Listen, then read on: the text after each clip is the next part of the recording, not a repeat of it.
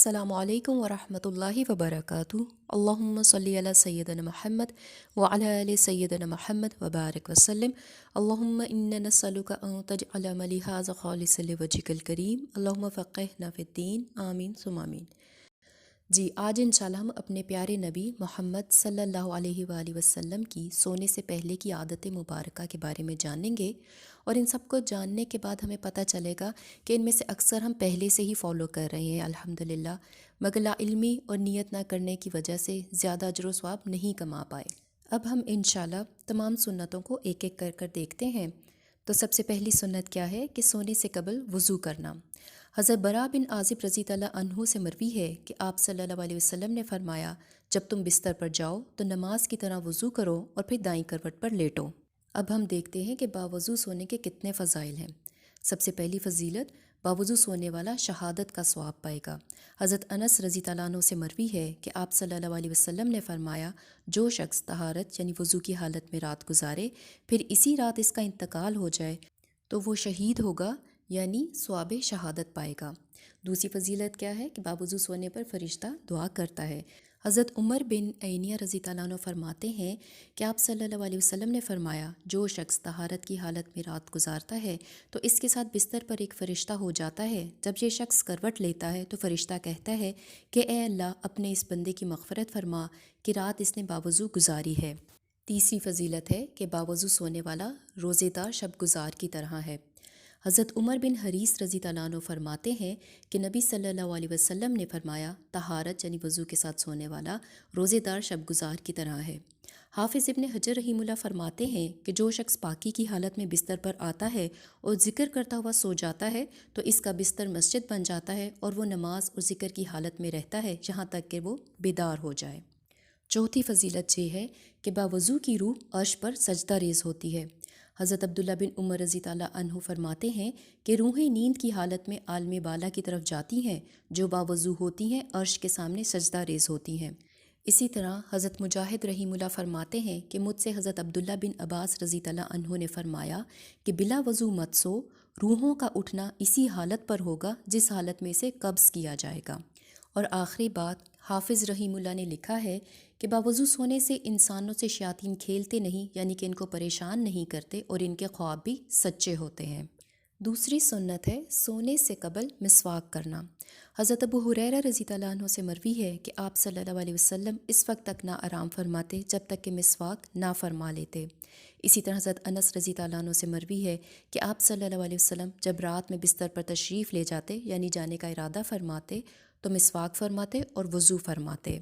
اس کے علاوہ آپ صلی اللہ علیہ وسلم کا مسواک آپ کے سرہانے ہوتا۔ حضرت عبداللہ بن عمر رضی اللہ عنہ فرماتے ہیں کہ آپ صلی اللہ علیہ وآلہ وسلم سوتے تو مسواک اپنے سرہانے رکھتے، بیدار ہوتے تو اول سب سے پہلے مسواک ہی فرماتے۔ سونے سے قبل نبی صلی اللہ علیہ وسلم چند کام انجام دینے کا حکم فرماتے۔ ایک حدیث میں ہے، حضرت جابر رضی اللہ عنہ کی روایت ہے کہ آپ صلی اللہ علیہ وسلم نے فرمایا، رات کو سوتے وقت دروازہ بند کر دو، مشکیزے کا منہ باندھ دو، یعنی کہ پانی کا برتن وغیرہ ڈھانک دو، برتن اوندھے کر دو یا برتنوں پر ڈھکن رکھ دو، اور چراغ گل کر دو، کیونکہ شیطان نہ تو بند دروازے کھولتا ہے، نہ بندھن ڈھیلے کرتا ہے، نہ برتن کے ڈھکن اٹھاتا ہے۔ البتہ چوہا کبھی گھر جلا دیتا ہے، یعنی کہ تیل کی بتی کو لے کر بھاگتا ہے، اس سے آگ پکڑ لیتی ہے اور گھر جل جاتا ہے۔ دروازہ بند کرنے کے بارے میں ایک اور حدیث ہے۔ حضرت وحشی بن حرب رضی اللہ عنہ فرماتے ہیں کہ رات کو نبی صلی اللہ علیہ وسلم کسی ضرورت یعنی قضاء حاجت کے لیے نکلے اور گھر کا دروازہ کھلا چھوڑ دیا۔ جب آپ صلی اللہ علیہ وسلم واپس تشریف لائے تو ابلیس کو بیچ گھر میں کھڑا دیکھا۔ آپ صلی اللہ علیہ وسلم نے فرمایا کہ اے خبیث، ہمارے گھر سے ذلیل ہو کر نکل۔ پھر آپ صلی اللہ علیہ وسلم نے فرمایا، جب تم گھر یا کمرے سے رات کو نکلو تو دروازے کو بند کر لو۔ ایک اور حدیث کا مفہوم ہے کہ جس گھر کے دروازے بسم اللہ پڑھ کر بند کیے جائیں تو وہاں پر شیطان داخل نہیں ہو سکتا۔ ایک اور سنت ہے سونے سے قبل کنگھی کرنا۔ حضرت انس رضی اللہ عنہ سے مروی ہے کہ آپ صلی اللہ علیہ وسلم جب بستر پر تشریف لاتے، مسواک فرماتے، وضو فرماتے اور کنگھی فرماتے۔ اسی طرح سونے سے قبل نبی صلی اللہ علیہ وسلم سرما بھی لگاتے تھے۔ حضرت عبداللہ ابن عباس رضی اللہ عنہ سے روایت ہے کہ آپ صلی اللہ علیہ وسلم سونے سے قبل ہر آنکھ میں عصمت، یعنی یہ سرمے کی ایک قسم ہے، کہ 3 سلائیاں ڈالا کرتے تھے۔ سلائیاں ڈالنے کے بارے میں روایات مختلف ہیں۔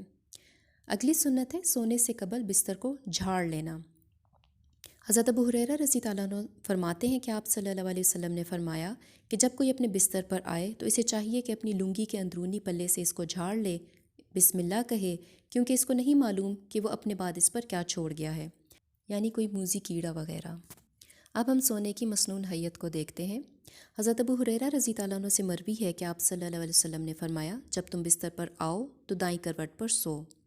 اسی طرح حضرت حذیفہ رضی اللہ عنہ فرماتے ہیں کہ جب آپ بستر پر تشریف لاتے تو اپنے دائیں ہاتھ کو رخسار کے نیچے رکھ لیتے۔ اسی طرح تکیہ لینا بھی سنت ہے۔ حضرت عائشہ رضی اللہ عنہا سے مروی ہے کہ آپ صلی اللہ علیہ وسلم کے بستر کا تکیہ جس پر آپ صلی اللہ علیہ وسلم سوتے تھے چمڑے کا تھا، جس کا بھراؤ چھال سے تھا۔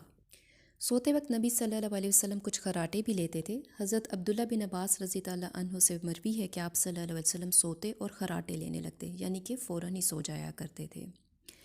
اسی طرح پیٹ کے بل سونا خلاف سنت ہے اور ناپسندیدہ ہے۔ حضرت ابو ہریرہ رضی اللہ عنہ فرماتے ہیں کہ آپ صلی اللہ علیہ وسلم نے ایک شخص کو دیکھا جو کہ پیٹ کے بل سویا ہوا تھا۔ آپ صلی اللہ علیہ وسلم نے فرمایا، اس طرح سونا اللہ تعالیٰ کو ناپسند ہے۔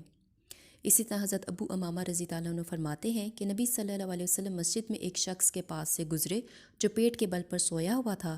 آپ نے اسے پیر سے حرکت دی اور فرمایا، اٹھو، یہ جہنمی کا سونا ہے۔ اب ہم دیکھتے ہیں کہ سونے کی 4 حالتیں ہو سکتی ہیں، یعنی کہ چت سونا، بالکل سیدھے سونا۔ یہ انبیاء علیہ السلام کا طریقہ ہے۔ انبیاء علیہ السلام اس حیت میں لیٹ کر آسمان و زمین کی پیدائش اور حکمت پر تفکر فرماتے تھے۔ داہنی کروٹ پر سونا عبادت اور سنت نبوی ہے، علماء کا طریقہ بھی یہی ہے۔ بائیں کروٹ سونا یہ طریقہ بادشاہوں اور اہل تنعم کا ہے۔ اہل تنعم کہتے ہیں جو لوگ بہت زیادہ لاہو لعب میں، یعنی کہ ہر وقت انجوائمنٹ کے موڈ میں ہوتے ہیں۔ اور چوتھا طریقہ ہے منہ کے بل سونا، یعنی کہ اوندھے سونا۔ یہ طریقہ شیطان کا ہے اور دوزخی کا ہے۔ اسی طرح نبی صلی اللہ علیہ وسلم نے لوگوں کے بیچ یا رستے پر سونے سے منع فرمایا ہے۔ حضرت جابر رضی اللہ عنہ سے روایت ہے کہ آپ صلی اللہ علیہ وسلم نے لوگوں کے درمیان اور رستے پر سونے سے منع فرمایا ہے۔ اسی طرح نبی صلی اللہ علیہ وسلم نے تنہا مکان میں سونے اور بلا منڈیر کی چھت پر سونے سے بھی منع فرمایا ہے۔ حضرت عبداللہ بن عمر رضی اللہ عنہ سے مروی ہے کہ آپ صلی اللہ علیہ وسلم نے گھر میں اکیلے سونے سے منع فرمایا۔ حضرت عمر رضی اللہ عنہ سے مروی ہے کہ کوئی تنہا سفر نہ کرے، نہ کوئی گھر میں اکیلے سوئے۔ اسی طرح ابن شیبانی رحمہ اللہ اپنے والد سے روایت کرتے ہیں کہ آپ صلی اللہ علیہ وسلم نے فرمایا، جو ایسی چھت پر رات گزارے جس پر منڈیر نہ ہو تو میں اس سے بیزار ہوں۔ طیبی رحمہ اللہ نے لکھا ہے کہ ایسی چھت جس میں کوئی روک یا رکاوٹ وغیرہ نہ ہو، ایسا سونے والا اپنے آپ کو ہلاکت میں ڈالنے والا ہے۔ جو خود ہلاکت میں ڈالے، اس سے اللہ کی حفاظت کا عہد ٹوٹ جاتا ہے، یعنی کہ حفظ کے اسباب کی رعایت بندوں پر ضروری ہے۔ اسی طرح حضرت زبیر رحیم اللہ ایک صحابی سے روایت کرتے ہیں کہ نبی صلی اللہ علیہ وسلم نے فرمایا کہ اگر کوئی مچانی پر سو جائے اور گر کر مر جائے تو اس کی کسی پر ذمہ داری نہیں۔ اسی طرح طوفان اور تلاطم کے وقت دریائی سفر کرے اور اس میں ڈوب جائے تو اس کی بھی ذمہ داری اٹھا لی گئی ہے۔ اسی طرح آلودہ ہاتھ دھوئے بغیر سونا بھی منع ہے۔ حضرت عبداللہ بن عباس رضی اللہ عنہ نبی صلی اللہ علیہ وسلم سے نقل فرماتے ہیں کہ آپ نے فرمایا، جو چکنائی وغیرہ سے آلودہ ہاتھ سو جائے اور دھوئے نہیں اور اسے کوئی تکلیف پہنچ جائے، یعنی کہ کوئی موذی کیڑا وغیرہ کاٹ لے، تو خود ہی اپنے آپ کو ملامت کرے کہ یہ اس کی اپنی حرکت کی وجہ سے ایسے ہوا۔ ایک اور سنت ہے کہ کھانے کے بعد نماز پڑھنا بہتر ہے۔ حضرت عائشہ رضی اللہ عنہا سے روایت ہے کہ آپ صلی اللہ علیہ وسلم نے فرمایا کہ کھانے کو ذکر اور نماز کے ذریعے ہضم کرو، کھانے کے بعد متصلاً مت سو، یعنی کہ کھانے کے فوراً بعد مت سو کہ دل سخت ہو جائے۔ اسی طرح عصر کے بعد سونے سے بھی منع فرمایا۔ حضرت عائشہ رضی اللہ عنہا سے روایت ہے کہ آپ صلی اللہ علیہ وسلم نے فرمایا، جو عصر کے بعد سوئے اور اس کی عقل میں فطور ہو جائے تو اپنے سوا کسی دوسرے پر ملامت نہ کرے۔ سید بن جبیر رحمہ اللہ نے کہا کہ دن کے اول میں سونا غیر معمولی بات ہے، وسط یعنی دوپہر میں سونا اچھی عادت ہے، اور آخر میں سونا حماقت ہے۔ اسی طرح صبح تک سونا تنگی رزق کا باعث ہے۔ حضرت عثمان رضی اللہ عنہ سے روایت ہے کہ آپ صلی اللہ علیہ وسلم نے فرمایا، صبح تک سونا رزق کو روک دیتا ہے۔ حضرت فاطمہ رضی اللہ عنہا فرماتی ہیں کہ میں صبح کے وقت سوئی تھی، آپ صلی اللہ علیہ وسلم ہمارے پاس سے گزرے تو پیر سے حرکت دیتے ہوئے فرمایا کہ اے بیٹی، اپنے رب کی تقسیم رزق کے وقت تم حاضر یعنی کہ جاگی رہو، غافلین میں مت ہو۔ طلوع فجر سے لے کر طلوع شمس کے درمیان اللہ تعالیٰ تم لوگوں کے رزق کو تقسیم فرماتے ہیں۔ حضرت عبداللہ رضی اللہ عنہ اپنے گھر کے چھوٹے اور بڑے کی نگرانی کرتے تھے کہ کوئی طلوع شمس تک نہ سوئے۔ حضرت علی رضی اللہ عنہ کی حدیث ہے کہ آپ صلی اللہ علیہ وسلم نے طلوع شمس سے قبل سونے سے منع فرمایا ہے کہ یہ تقسیم رزق کا وقت ہے، سونا غفلت ہے اور جو کہ اچھی بات نہیں۔ حضرت عبداللہ بن عمر رضی اللہ عنہ ایک شخص کے پاس سے نماز صبح کے بعد گزرے جو کہ سو رہا تھا۔ آپ نے پیر سے حرکت دی، وہ بیدار ہوا۔ آپ نے فرمایا، تمہیں نہیں معلوم اللہ تعالیٰ اس وقت بندے پر متوجہ ہوتے ہیں، اپنے فضل سے ایک جماعت کو جنت میں داخل کرتے ہیں۔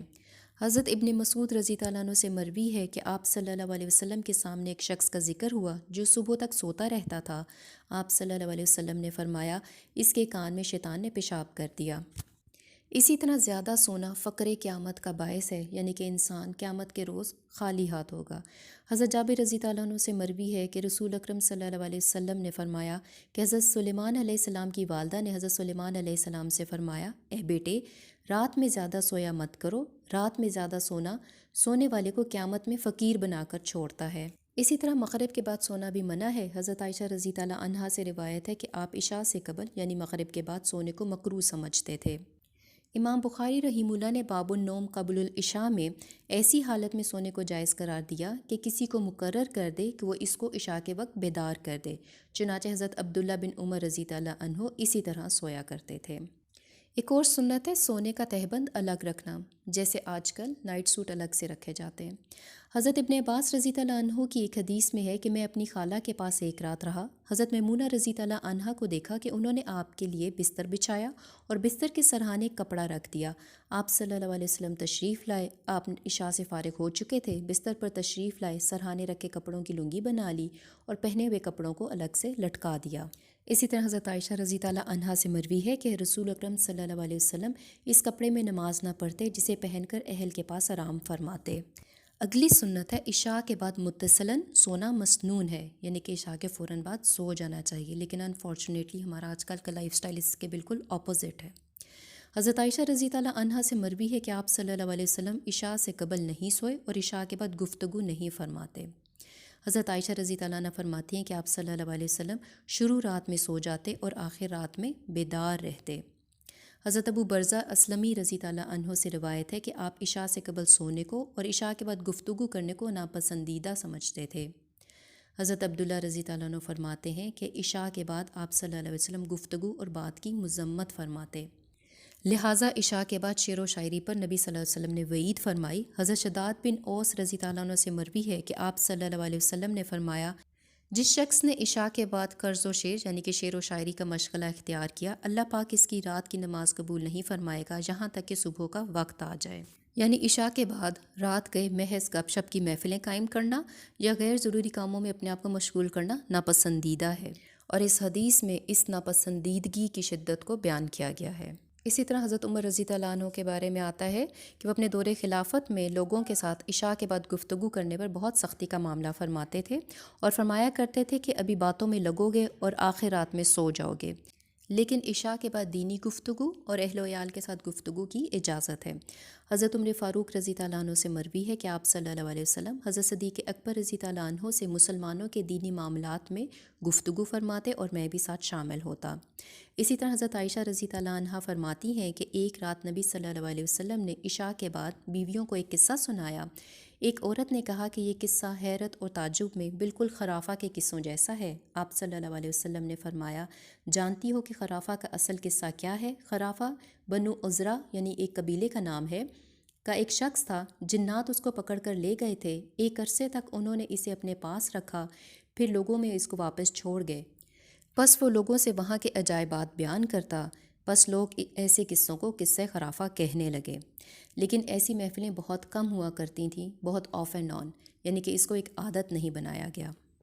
ایک اور سنت ہے کہ سونے سے قبل پانی کا انتظام اپنے پاس رکھنا۔ حضرت عائشہ رضی اللہ عنہ فرماتی ہیں کہ ہم ازواج مطہرات آپ صلی اللہ علیہ وسلم کے لیے رات ہی سے مسواک اور وضو کا پانی رکھ لیتے، جب اللہ پاک آپ کو بیدار فرماتے تو آپ بیدار ہوتے، مسواک کرتے، وضو کرتے اور پھر 7 رکعت نماز تہجد عطا فرماتے۔ تہجد کی رکعت کے بارے میں بھی مختلف روایات ہیں، اور یہ طاقت اس وجہ سے کیونکہ نبی صلی اللہ علیہ وسلم وتر تہجد کے وقت ہی ادا فرماتے۔ اسی طرح سونے سے قبل پینے کا پانی پاس رکھنا بھی مسنون ہے۔ حضرت عائشہ رضی اللہ عنہ فرماتی ہیں کہ نبی صلی اللہ علیہ وسلم کے لیے رات میں 3 ڈھکے ہوئے برتنوں کا انتظام رکھتی تھی، وضو کا پانی کا برتن، مسواک کا برتن اور پینے کے پانی کا برتن۔